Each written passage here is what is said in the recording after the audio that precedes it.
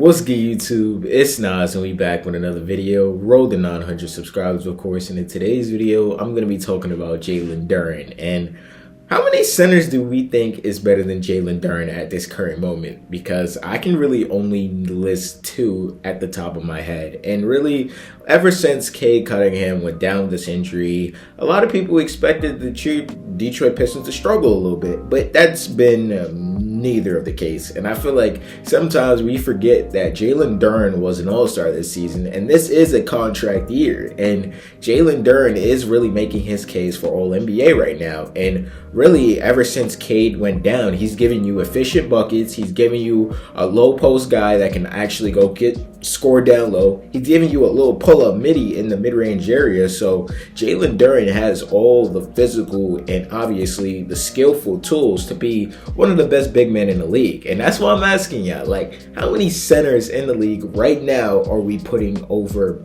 Jalen Duren right now?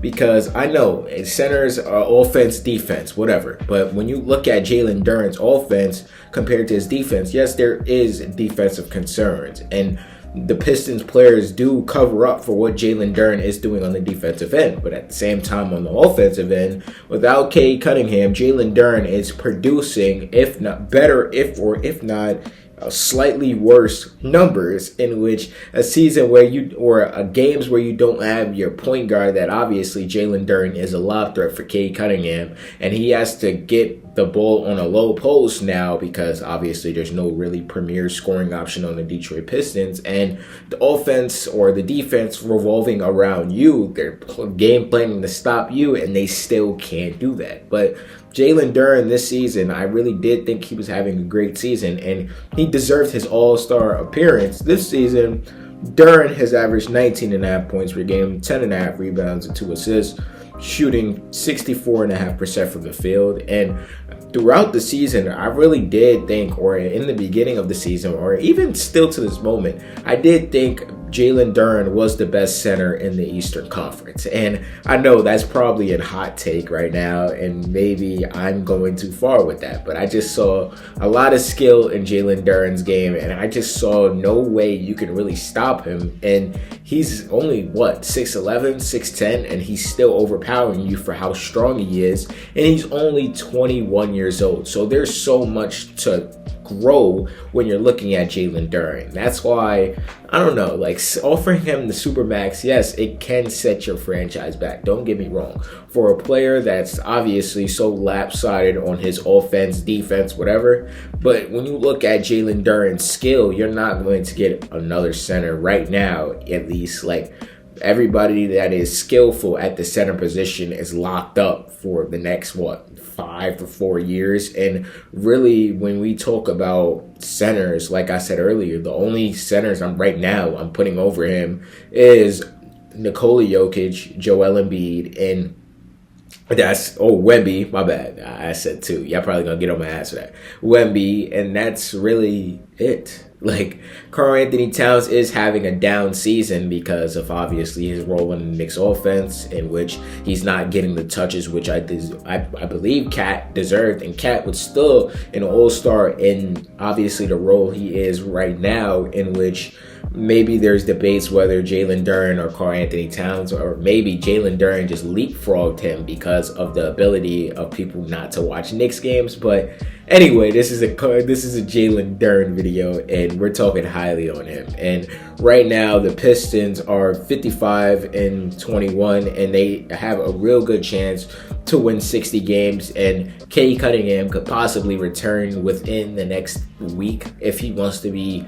eligible for awards. So look out for that, and look out for the Pistons to be a scary team, and Jalen Duren being a key focalist, or a key, what word is it? Like, a key portion, let's say that. A key portion to what the Pistons want to accomplish this year. But speaking with Jalen Duren and Cade Cunningham being out with his injury, in the last 8 games, Jalen Duren has averaged 25 points, 10.5 rebounds, and 3 assists, shooting 70% from the field. And he's really just showing his dominance and his efficiency, in which you want to see out of a 21-year-old who wants to get paid. In a contract year, you want to see him flashing the potential, why you want to obviously pay him. Show why they can survive without their best player, and you being a number 2 option, you surviving. And when Cade Cunningham, or since Cade's been out, he's averaged 23.5 and 10.5 rebounds per game, shooting 68% from the field. And the Pistons are 6-2 in that stretch. So you're looking at that,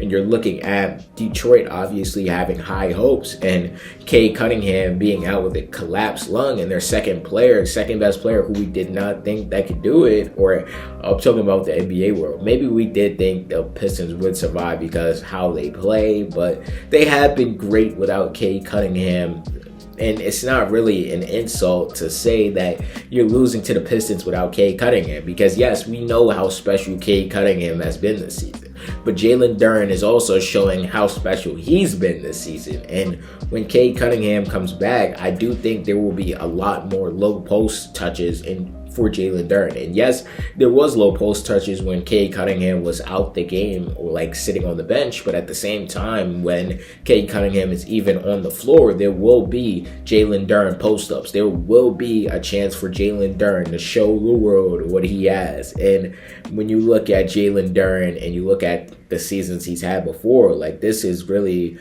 a contract year. This is him showing what he actually has. He's putting everything on the table for it to be displayed, in which we can't just ignore how good he's been, because I found myself ignoring it a lot. Like, I was going to make this video right after a Sarr Thompson video, but I'm like, nah, I can't make 2 Pistons videos back to back. But I just saw what he did against the Toronto Raptors, and I'm like, yeah, it's time. This can't be ignored anymore. We got to talk about how Jalen Duren has been great this season, and how there's not too many centers that are better than him. And when you look at, obviously, the criticisms to him on defense, in which are fair, yes, he does get beat by his defenders a lot, and it really just shows that he doesn't show the effort, which Jalen Duren can be good on defense. Like, he's made a notable progress. Like, he's showing that he cares this season, let's say that.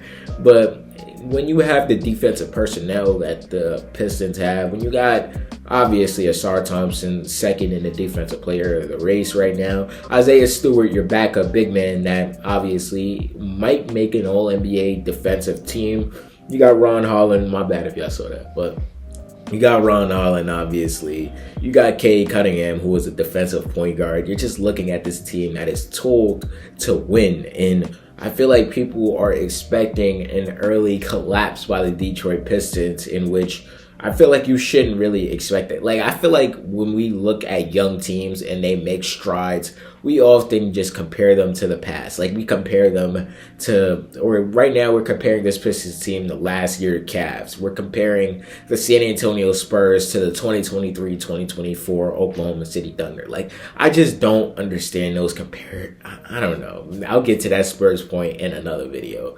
But I don't know. Maybe this is me finally giving Jalen Duren his respect and finally talking about how great and how dominant Jalen Duren has actually been this season. But I want to know, how do y'all feel about Jalen Duren? Have y'all noticed the monster season that he's had? And how many centers do y'all think are right now better than Jalen Duren? And I know it's a conversation. Maybe that's just my opinion, and maybe I forgot some names that are potentially better than him. I don't know, but y'all can let me know down below. Subscribe.